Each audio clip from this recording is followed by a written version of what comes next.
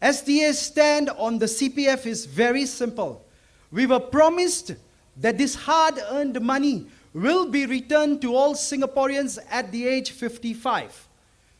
Then the age went up very conveniently. If you can work, carry on until 58.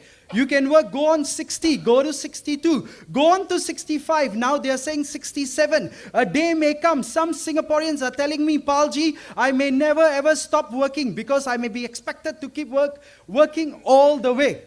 And what can I do with the minimum sum if it keeps going up, up and up? And I can't even get access to my own money. And I tell you the biggest pain, a lot of elderly are saying if I'm getting those 300, 500, 700 monthly payouts, but the cost of living in Singapore is going up so much because we are importing so many foreign talents, then they can afford it, but we as Singaporeans cannot afford it. So two important issues that are interlinked that we will be touching again and again in the next few days and also bringing up in our manifestos and our rallies are, number one, the CPF sum. And our stand is that it should be returned to Singaporeans at the age 55. Give yourselves a big hand. When I was a small boy at 5 years old, maybe I did not know how to maintain my money. Maybe when I was 15 years old, I also didn't know. I wasn't smart enough to maintain and run my accounts. When I was 25, maybe I started learning. When you are 35, you already know a lot about money. By the time you reach 45, you are an expert in money. And at 55, if you and I cannot have control of our money, then when will the government think that we are brave and old enough to know about our finances? At 55, still not ready? I think that's not fair. So tell me, you think you are ready at 55? If you are, say yes. Yes. Yes.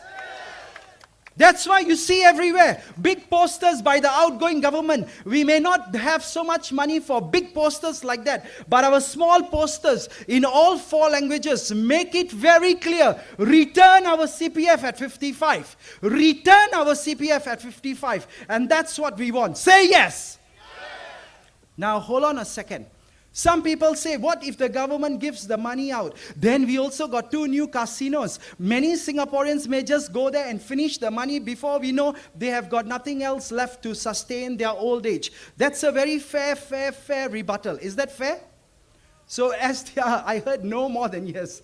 Okay, that's funny. But that's good. If you think that's not fair, that's very good. Shows me the maturity of our voters. We already know, we know how to do it. So SDA says, if you think you can't return at 55, then we ask for the second part, which is called give us a choice. Give us the due credit that we know how to take care of money. And at 55, if a person doesn't know, oh my God, you still think Singaporeans are not smart enough. That's wrong on their part. So there will be some people, can I make it very clear, who are very, very good and they talk about savvy investments. They know how to invest their money and get better returns on their investments. So this group of people at 55 will have all the choice to take that money out and do their own investments, which may give them even better return than the small CPF returns we are getting. Are you with me there? Yes. Number 2 comes the second group of people. We also want to make sure that no one goes hungry in the old age.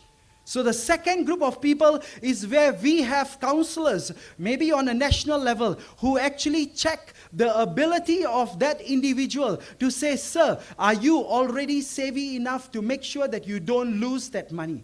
Now that person, there will be testing means testings done, and this can all be done because there are enough counselors outside. But these people should not have a vested interest that I want this old man or this old woman's money because I'm going to earn more big commissions. Are you with me there? Yes, these people must be thinking from the heart, a heart for Singaporeans, that this older gentleman or lady, if they cannot do it, then they will suggest, why don't you let the CPF continue investing for you and doing it? But the important word today is called choice. What's the word again? Choice. That's what we ask for. Let us have the choice. And if someone says, okay, I need more of my money, give me the money and I will take half maybe. But half, let it roll, let it grow so it will come back to me every month. That's also a choice. So we are not on either extremes. But at 55, we want the right to have our money back. Say yes. Yes. I tell you the last part about this before I invite the other speaker. And he is very, very much more passionate about this issue too, and he will speak from the heart. And I tell you, this gentleman who is going to come up, I have been observing him for the last few days. He's one of the candidates who is going to be representing you. And this man really has her heart. I have seen him with the older people. I have seen him with the younger ones. And he goes there. He speaks to them at their level. He speaks from the heart. And as you listen to him afterwards, maybe I'm a little bit fiery. Maybe he's a little bit milder. But this man will be able to connect as an MP for this GRC and connect to the hearts of all of you. And even the older and the younger ones. But just before he comes, I'll tell you the story as we were coming down here on that day to set up Pasir Ris and give out flyers. This taxi driver that I was sitting with, when he saw me using the party uniform and I was putting on my badge, he didn't know who I was at that time, and then he turned around and said, "Were you the one on TV?" I said, "Yes, sir, I was." And then he did not focus only on his driving, but the next story that he told me in the next 15 minutes even made me cry. Maybe it will touch your hearts too. This man, he says, my wife just passed away 4 years ago.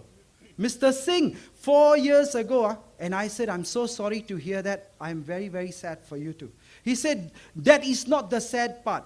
He said, the sad part is we had enough money, and he gave me exact numbers that were in the CPF account. But he said, because of the minimum something, I must maintain so much. She could not even take out her hard-earned money that she was putting together from the age 20.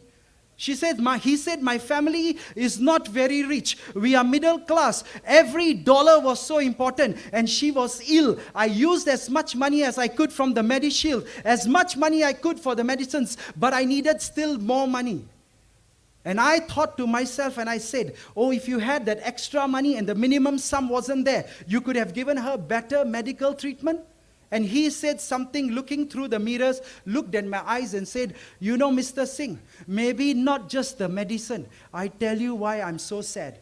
He said, all our life, she used to watch Discovery Channel, but we never had enough money to go for these beautiful places we saw on TV. All my life, my wife used to come back late from work. I also used to work long hours. But on TV, we had that vision that the day we stop working, we retire at 55. At least our 20% that we have been contributing and what the boss was putting in will allow us to go and see these places. But he says, you know something?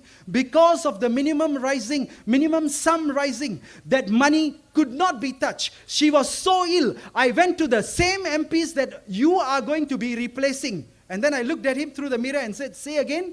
He says, yes, I stay in Pasir Ris, Punggol. And I went to the members of parliament. I told them the sad stories. I told them what my wife really wants. And not just medical, but she had 3 places she really wanted to visit before she died. And he said if they had allowed my wife to take the money out at 55, she wouldn't have died a sad woman. Turn to your neighbor and said, why are we making Singaporeans so sad? Ladies and gentlemen, this is our money. Each and every one of us was promised when we were younger, work hard, study hard, do the best in school, have a good job, save the money, and the government said, we will help you save for your old age. But now we are old. Where is the money? These are issues that someone has to stand up for, someone has to bring up to the parliament, and if enough of us in the opposition go in there, we will be your voice, because that pain is in every person's household. It is not just my house or his house or her house, but every block here has a story, such a sad story to tell. That's where I need your help, because alone we cannot do it. We may not be the perfect team right now, I may say, but I'll tell you something. We have the perfect heart to feel for the needs of the people. And give us your mandate, give us your vote. We will go there and we will raise these issues. We will raise them until they start doing something about it. Say yes. Thank you. So